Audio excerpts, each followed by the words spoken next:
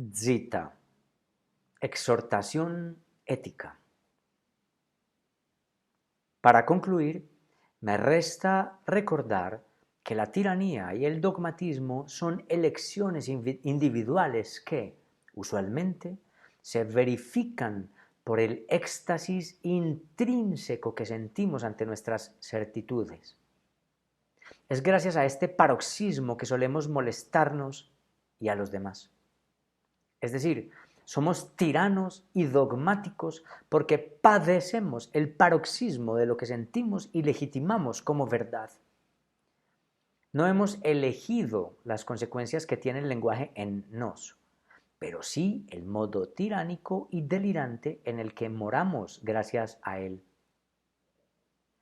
Me he esforzado en hacer un recorrido por la palabra, el discurso y el poder, no para divulgar sobre lingüística o pragmática, sino sobre todo para enterar de la comedia humana a algún lector o en este caso auditor. Conozco asimismo que muchos antes que yo y mejores que yo han explicado tal comedia y que sus esfuerzos para desterrar los fanatismos han traído parvísimas consecuencias. Puede más el regodeo ante la sensación de la convicción que poner en duda la seriedad delirante del yo. Además, me da la impresión de que las propuestas interpretativas de la cultura cada vez menos ofrecen dispositivos de autoconocimiento y más se presentan como virtudes de eficiencia y competencias utilitarias. Quizás soy un pesimista. La cultura suele preferir los funcionarios a los intelectuales, artistas o humanistas librepensadores. La mayoría de las propuestas clínicas, más que desbaratar la omnipotencia imaginaria de los delirios del yo, se dedican a etiquetar, sobrediagnosticar y a crear nuevos conceptos donde las personas sientan que no tienen responsabilidad en sus tiranías o padecimientos. Los discursos sociales cada vez llaman víctimas a quienes no quieren hacerse cargo de sus posiciones existenciales. En las universidades, las profesiones que se ocupan del discurso, de los medios de comunicación o de las humanidades suelen preocuparse por los modos de construcción, emisión, recepción e interpretación de los discursos más que por la posición íntima de quien los emite o lee. Todos somos fanáticos en acto o en potencia. Todos erigimos diosesilios. Para poder vivir medianamente hay que confiar en ese pequeño yo. Nos corresponde el autoexamen, la herejía personal, la apostasía que nos acerque a lo humano, a lo demasiado humano. La responsabilidad de reírse de sí mismo, de conocer hasta qué punto lo que consideramos verídico es una fabulación. Es una responsabilidad íntima que, primeramente, tiene que desearse. Hay que querer conocerse y derrumbarse. Escribo estas letras esperando que algún lector reflexione, en este caso un auditor. Escribo estas letras esperando que algún lector o auditor reflexione acerca de su propio dogmatismo, sobre el dogmatismo de sí que ha elegido para mostrarse, obrar y ser. Empero, como en el amor, a nadie se le puede sugerir ni obligar el deseo, sobre todo cuando lo que promete es el derrumbamiento de aquello en lo que más confiaba, su propio yo y sus certezas. Pocos querrán ocuparse de su dogmatismo, porque es lo único que tienen, porque con él pueden justificar sus acciones y dormir relativamente tranquilos. Duerme supuestamente en paz quien tiene una causa. Duerme, repito, supuestamente en paz quien tiene una causa. Así justifica sus violencias, sus palabras, y no se pregunta por quién hay detrás de las etiquetas con las que juzga. Sin embargo, en el sueño adviene la pesadilla. Nunca se duerme realmente en paz, ni siquiera siendo un encausado. Luchar contra el éxtasis de las propias convicciones implica limar la omnipotencia infantil de los deseos, de esa consistencia imaginaria denominada yo, y saber que los demás están padeciendo su delirio.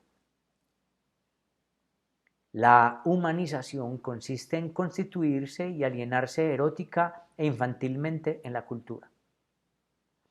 La percatación ética del adulto, a la que ahora exhorto, su parva iluminación, quizás consista en aprender a desligarse del delirio en el que fue fundado sin dejar de vivir lúdica y eróticamente. Es decir, la pequeña iluminación mundana consistiría en limar al yo y conocer los límites de lo humano que cada quien padece y que puede atestiguarse en los demás. Creo que pensar los límites del lenguaje en esta perspectiva supone una sugerencia ética que, desde luego, no todos, casi nadie, casi nunca, está dispuesto a asumir porque, sobre todo, implica estrujar las esperanzas, la idea de mundo y la de ser. No pido que dejemos de significar, de reflexionar la vida, ni de creer en algo donde nos proyectemos. Solicito que, al menos, nos sepamos tiranos y acaso, por ello, injustos por absolutistas. Lucho contra el fanatismo, contra el dogmatismo y la irreflexión, que son siempre una elección, un modo exultante de situarse ante la verdad, el compromiso, el yo y los demás. Ningún clamor filosófico ha hecho que cesen las guerras ni ha erradicado los dogmatismos, por cuanto la gente suele preferir y elegir el regocijo de sus convicciones férreas. No obstante, el clamor es necesario. Quizás alguien decida elegir otra cosa que no la tiranía de considerar las verdades propias como universales para que para que les permita a los demás edificar sus propios castillos poéticos. Hay que introducir el riso, o sea, la risa, ¿cierto? Y la duda en la retórica que somos y habitamos, porque en últimas reímos de lo que nos habíamos tomado gravemente en serio.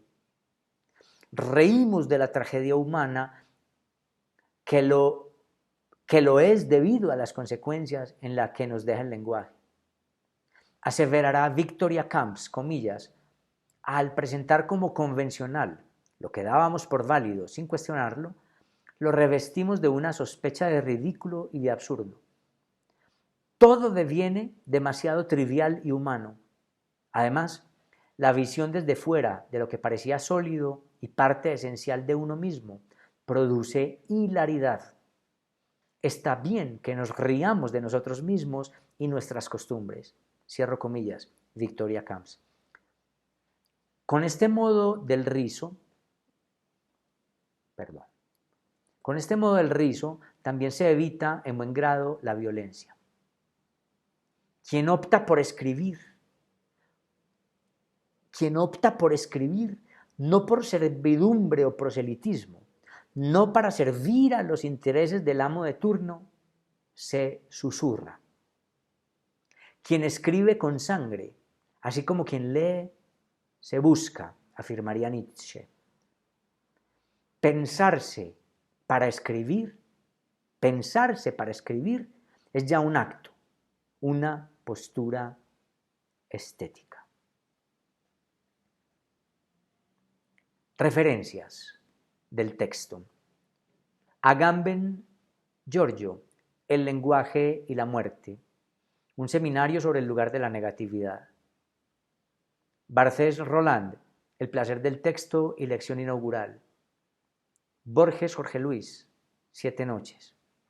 Camps Victoria, El declive del ensayo.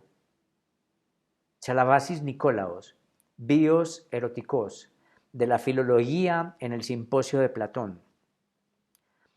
Chalavasis Nicolaos, Scripto con bilis negra, Las persuasiones de Egesías el Cirenaico. Cioran Emil, Adiós a la filosofía. Corbí, El conocimiento silencioso. Daisuke Samir, El discurso del amo, de Hegel a Lacan.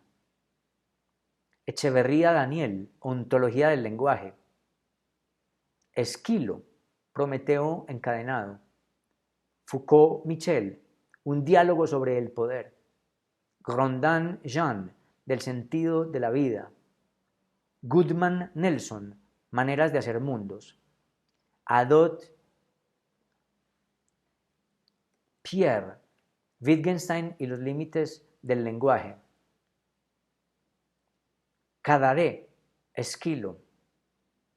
Lacan Jacques, Seminario 2, El yo en la teoría de Freud y en la técnica psicoanalítica.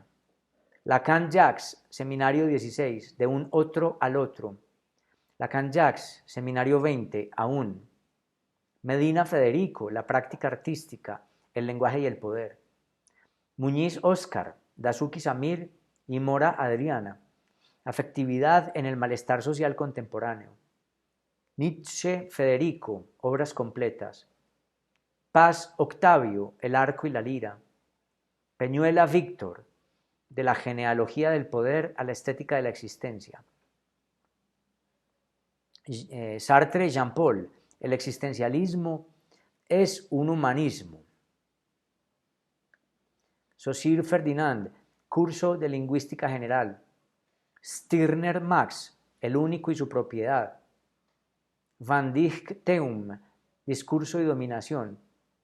Wittgenstein Ludwig, Sobre la certeza.